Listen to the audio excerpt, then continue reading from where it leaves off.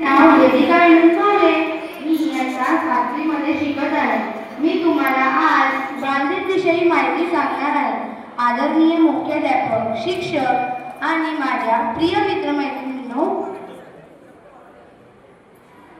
सुप्रभात. आज आपण 14 नोव्हेंबर म्हणजेच बालदिन साजरा करण्यासाठी एकत्र आलो आहोत. सर्वप्रथम मी तुम्हा सर्वांना बालदिनाच्या हार्दिक शुभेच्छा देते.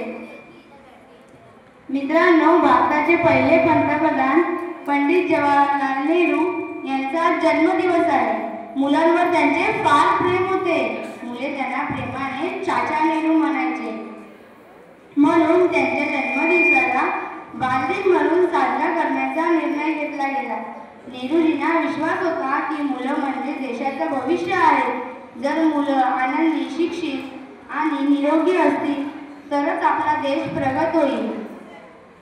त्यांनी नेहमीच मुलांना शिकायला, स्वप्ने पाहायला आणि मेहनत करायला प्रोत्साहन दिलं.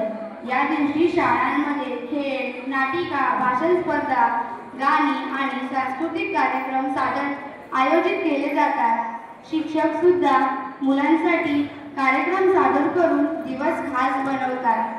बालदिन साजरा करण्यामागील उद्देश मुलांच्या हक्काचे आणि शिक्षणाचे महत्त्व लोकांपर्यंत पोहोचवणे, प्रत्येक मुलाला प्रेम, काळजी आणि समान संधी मिळाव्यात हे अधोरेखित करून देणे, मुलांमध्ये आनंद, आत्मविश्वास आणि सर्जनशीलता वाढवणे, समाजाला आठवण करून देणे की संवर्धन करणे ही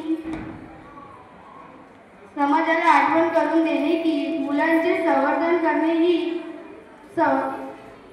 समाजाला आठवण करून देणे की मुलांचे संवर्धन आणि संरक्षण करणे ही सर्वांची जबाबदारी आहे.